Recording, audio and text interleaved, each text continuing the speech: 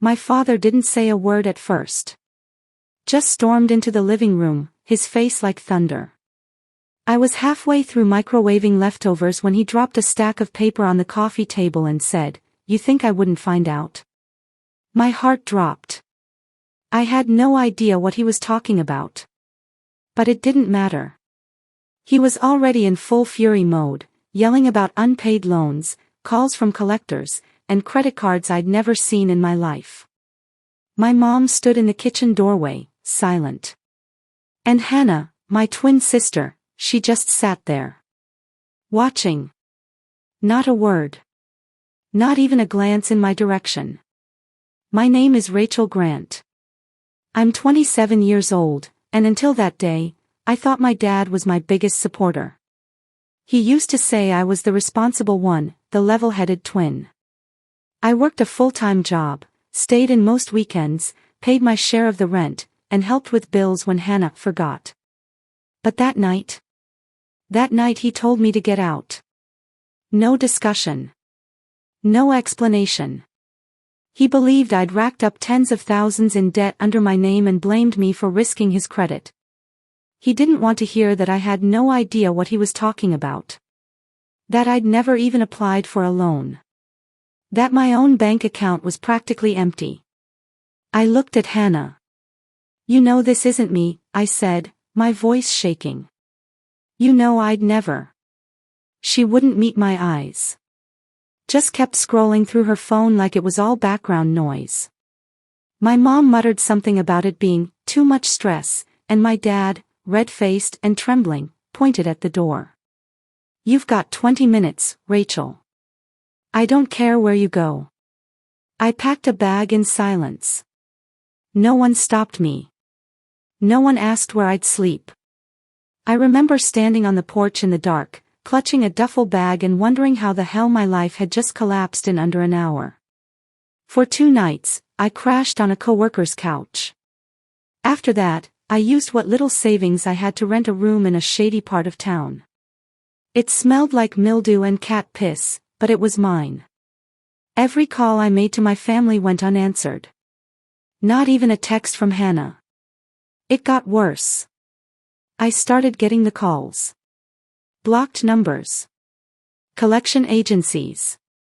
People asking for payments on loans I'd never taken out. One woman even screamed at me about missing a mortgage payment on a condo in Phoenix. I've never been to Arizona in my life. Then the letters started arriving.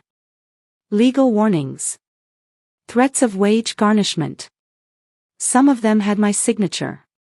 Except it wasn't my handwriting. Something wasn't right. At first, I thought maybe I'd been hacked. Or maybe there was some awful identity theft situation happening. But the more I looked at the documents, the more I noticed strange little details. Places I'd never been. Phone numbers 1 digit off from mine.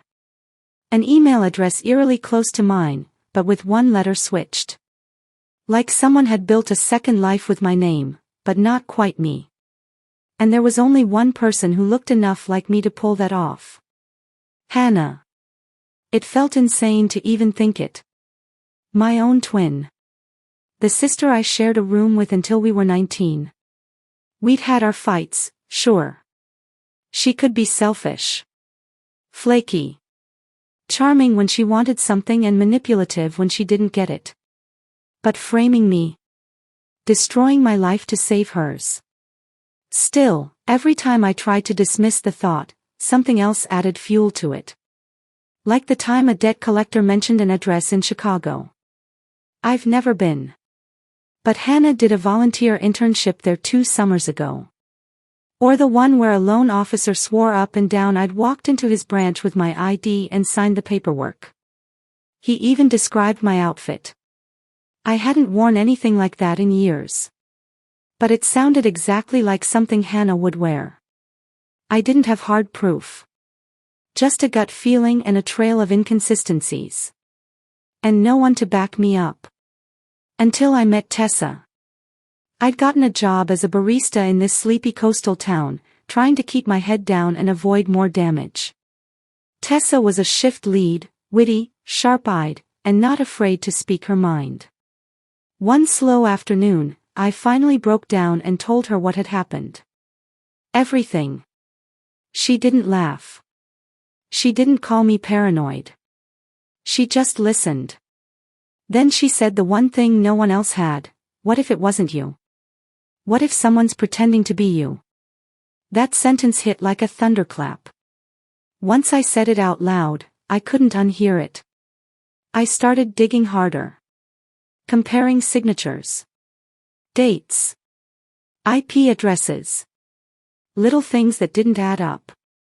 Tessa helped me search public records, dig into business filings, and look up every shady loan company that had my name on their paperwork. And the further we looked, the more it pointed to something terrifying. This wasn't an accident. Someone had spent months, maybe years, laying the groundwork. Building a fake Rachel Grant. I needed to find out who. And I needed proof. Because whoever was behind this wasn't just screwing with my finances. They were trying to erase me.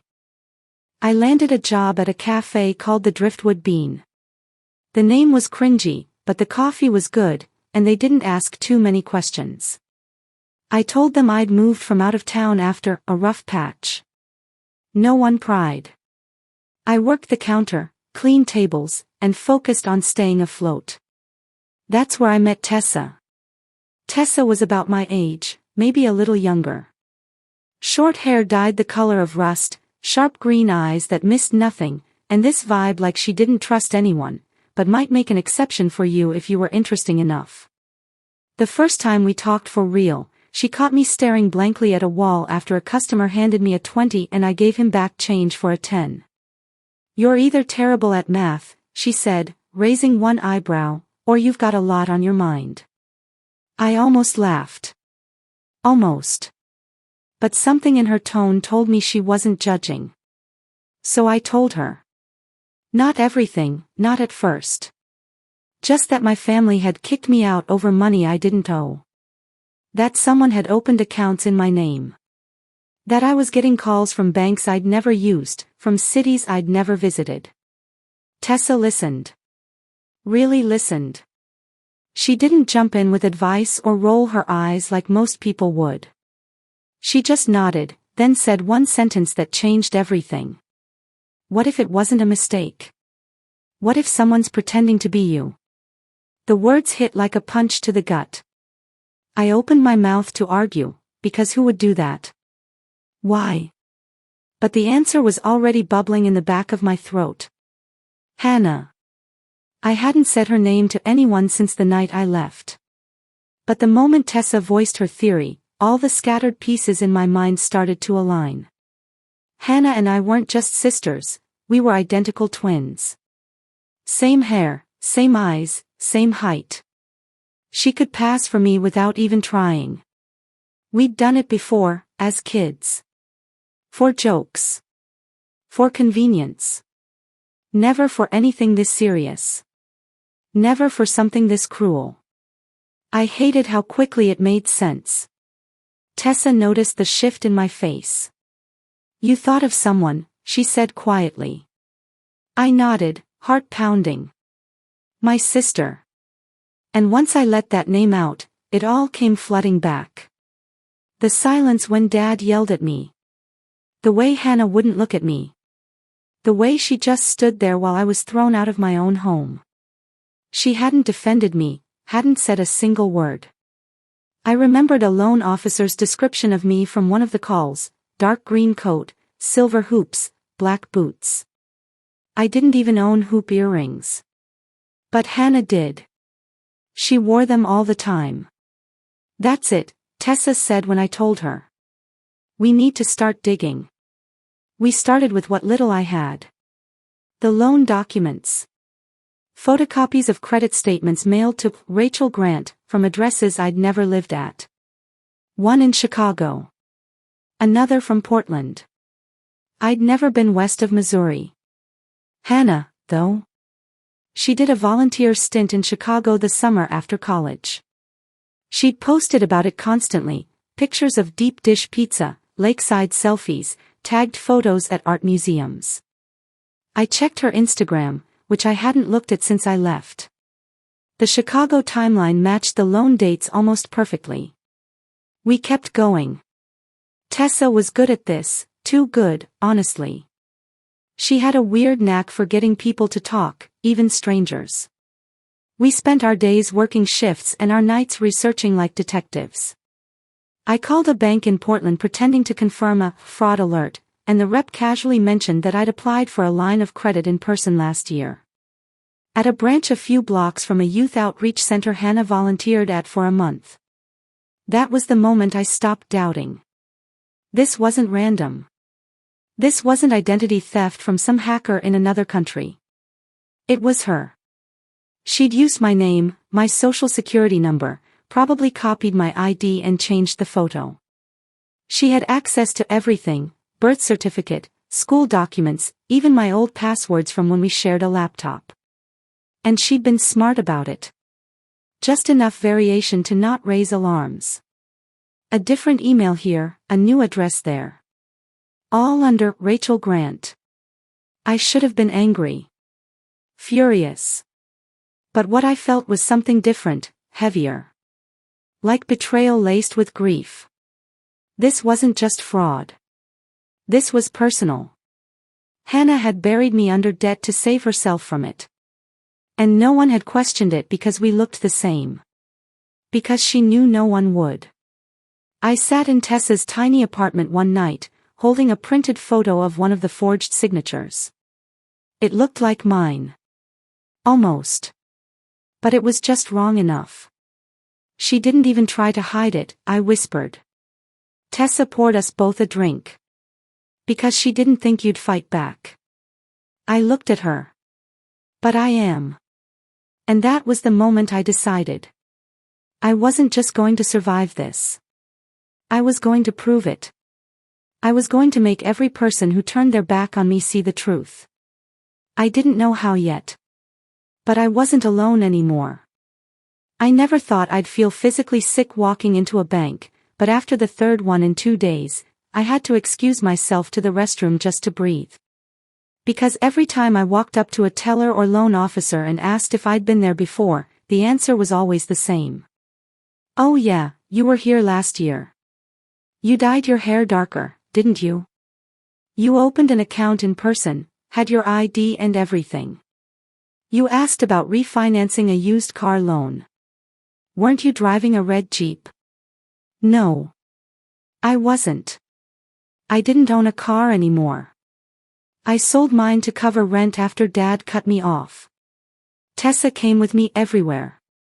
She had a way of keeping me grounded, reminding me to stay calm, to take notes, to breathe. She recorded our conversations when we got permission. She made spreadsheets. Color-coded timelines. Cross-referenced every account with Hannah's known movements. It was starting to add up. The first real breakthrough came at a branch office in Allerton, 2 towns over. The manager, a woman named Bev, remembered me clearly. You were polite. Brought in cupcakes. Said your sister had just moved in with you and you were trying to start a little bakery business. Tessa's eyes widened slightly. We'd just talked that morning about Hannah's old dream of opening a pastry shop, something she'd abandoned after dropping out of culinary school. Do you have a copy of the ID she used? I asked, trying to keep my voice steady. Bev nodded, flipping through a file folder. Sure. We scan all IDs for loans over $5,000. She turned the screen toward me, and the room tilted. My name. My date of birth. My address from 2 years ago. But the photo, it wasn't me. It was Hannah. She was smiling, just slightly, like she knew she was getting away with something. Her hair was pulled back in a way I never wore mine. The lighting was off, grainy. But it was her. My hand clenched on the edge of the table. Can I get a copy of that? I asked. Legally, no, Bev said. But if you file a fraud report and bring a police officer with you, we can release it to them. It wasn't a hard no, that was something. We spent the next few days visiting more banks, credit offices, and loan companies. In every single one, someone remembered me. Me. But it was never my words, my outfits, my mannerisms. They remembered a version of me that didn't exist, one that flirted, that joked, that asked oddly personal questions. Hannah. The further we went, the clearer it became, this wasn't a single desperate act. It was a pattern. A campaign. She'd used my identity to take out loans, open lines of credit, and disappear just before payments were due. And she always left just enough evidence behind to make it stick to me. That's when we met Marcus Reed. He was a financial investigator working with one of the loan branches we'd visited. A thin, intense man with glasses that magnified his eyes just a little too much. Tessa had found him through an old contact and arranged a meeting. I laid everything out for him, the false loans, the forged IDs, the mix-ups, the statements. When I finished, he leaned back and tapped a pen against his notebook. Without hard proof, he said slowly, "You're still legally responsible. Every loan, every account, it's under your name and number. Doesn't matter if your twin used your face. So that's it." I said, my voice hollow. "She ruins my credit and I just eat it." "No," he replied, steepling his fingers. "If you can prove identity fraud, show a pattern, a motive, and misrepresentation, you can be cleared. But you'll need documentation. Timelines. Witnesses.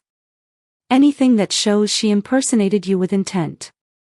Tessa pulled out her spreadsheet and handed him a USB stick.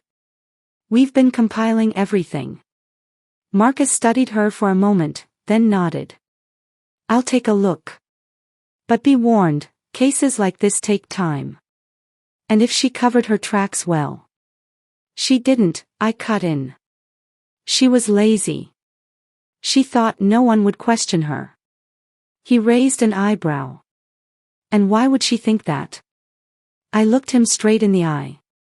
"Because everyone's always believed her over me." For the next few weeks, we worked with Marcus. He verified signatures, matched video footage, cross-checked IP addresses from online applications. He confirmed that the same face, Hannah's, appeared in loan security footage from multiple cities. Each time, claiming to be me. It was overwhelming. And validating. Tessa and I watched hours of grainy video footage, pausing and replaying each clip. I cried the first time we saw Hannah on a security feed, laughing as she handed over a form. She looked like me. She was me, to everyone else. But to me, it was like watching a stranger walk off with my life. We built a case, one piece at a time. Witness statements. Signature analyses. Side-by-side photo comparisons. And the more we found, the more it felt like this wasn't just opportunism. It was a plan. Thought out. Executed over time. She'd known exactly how to exploit our resemblance, our history, our shared name on family records. She didn't just pretend to be me. She erased me. But I wasn't gone yet. The annual family gathering was always at my Aunt Meredith's house. Big wraparound porch, too much food, and that same sagging tent she refused to replace, even though it leaned like it had survived a hurricane. Every year, everyone showed up, cousins, uncles, great-aunts I hadn't seen since childhood. And every year, Hannah walked in like the star of the show. This year, I came prepared to rewrite the script. I showed up late on purpose. I wanted everyone to settle, to let Hannah soak up the attention before I flipped the spotlight. Tessa had offered to come with me, but this was something I had to do alone. I needed them to hear it from me. I needed them to see who I really was. I walked across the lawn with a manila folder under my arm, my heart pounding like a war drum. Conversations paused. Heads turned. I could feel their eyes on me, some surprised, others wary. No one expected me to come back. Definitely not like this. Hannah was by the picnic tables, laughing at something Uncle Paul said, a plastic cup of sangria in her hand. She looked up and froze. Rachel? Aunt Meredith blinked. We didn't know if you'd. I have something to say, I interrupted, loud enough for everyone to hear. The crowd quieted. Even the kids stopped chasing each other. My dad stood off to the side near the grill, arms crossed, already frowning.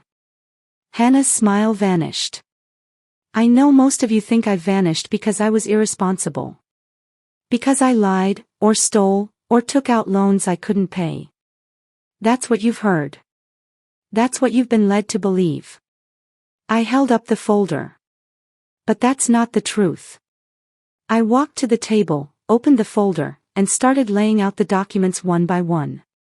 This is a loan application filed under my name. Only I didn't file it.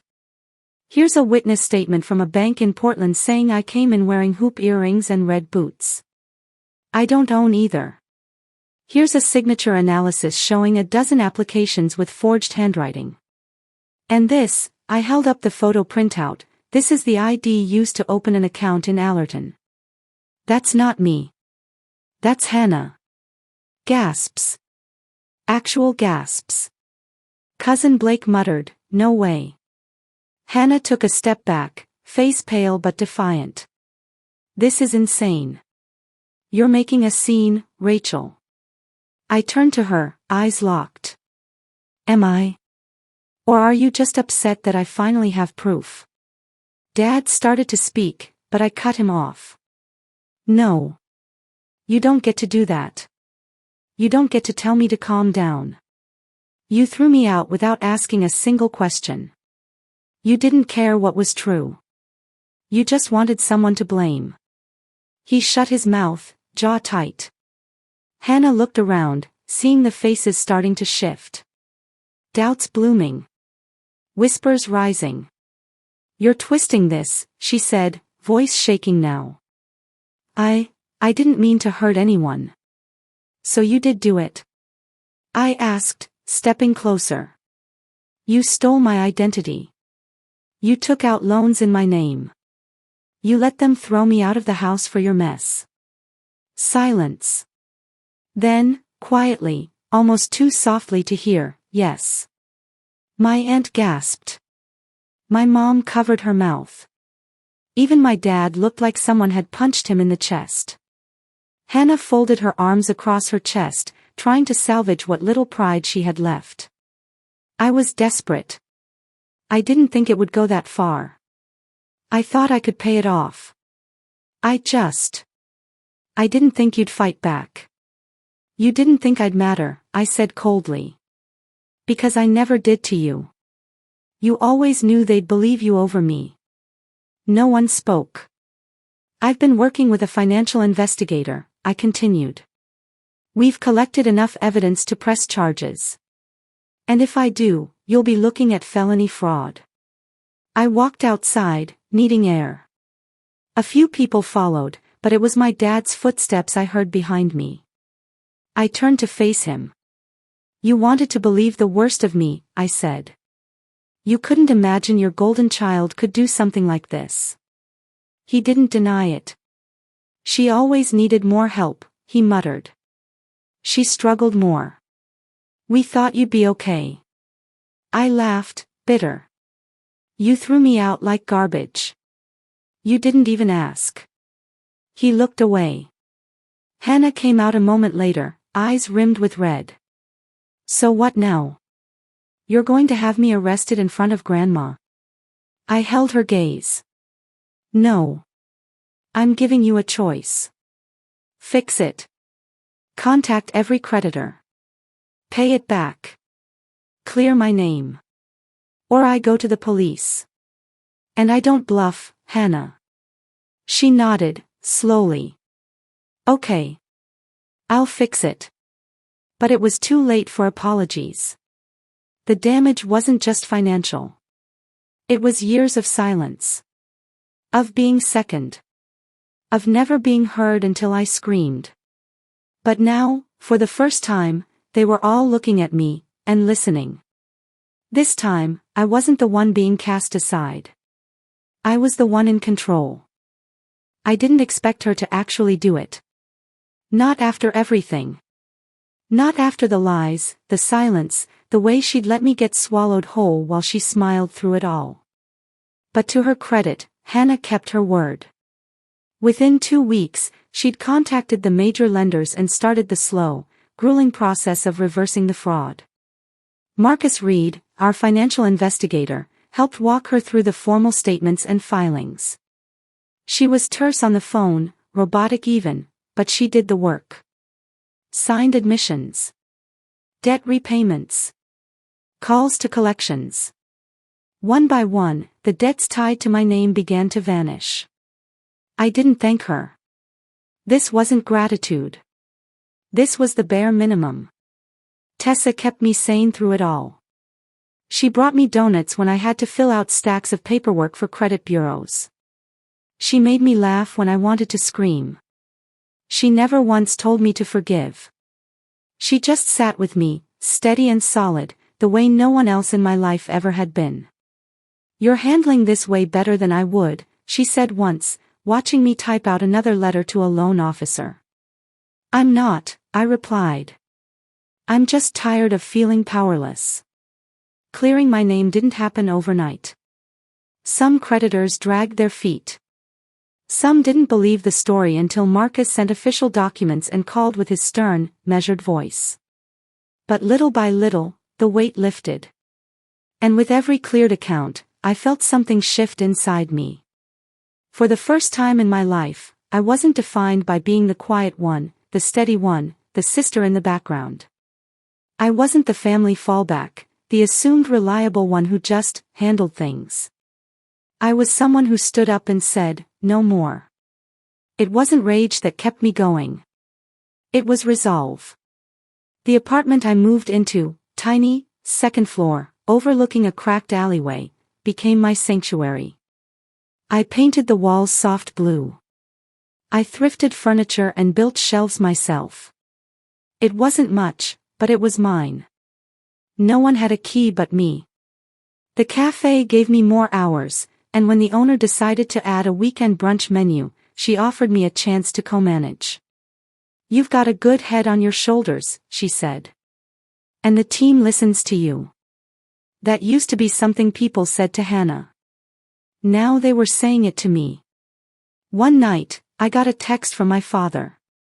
Just 5 words, "I'm proud of you, Rachel." I stared at the screen for a long time. I didn't reply. Not out of spite. Just space. For once, I needed to let them sit in silence and wonder. My mother sent a card, handwritten. She apologized, not just for doubting me, but for letting herself believe that silence was neutrality. "I should have said something sooner," she wrote. "I should have asked more questions." Hannah's messages came through less frequently. She never asked for forgiveness. But she did send receipts, payments made, letters sent, accounts closed. Each one was short and to the point. We weren't healing. We were untangling. That was enough. 3 months after the confrontation, I stood outside the cafe after a long shift, watching the sun dip into the sea. Tessa joined me with 2 iced coffees. She handed me one and nodded toward the horizon. "You ever think about going back?" she asked. "Home?" I said. "No. There." She pointed at the water. "Starting over somewhere even further." I smiled. I already did. The next few weeks were filled with small victories. A credit score recovery notice. A refund from a double-paid account. A call from a cousin who said, "We had no idea. But damn, you handled that like a boss." I started keeping a journal. Not the Dear Diary kind. Just a place to track what I wanted. What I was building. For once, my life wasn't about cleaning up someone else's mess. It was about creating something new.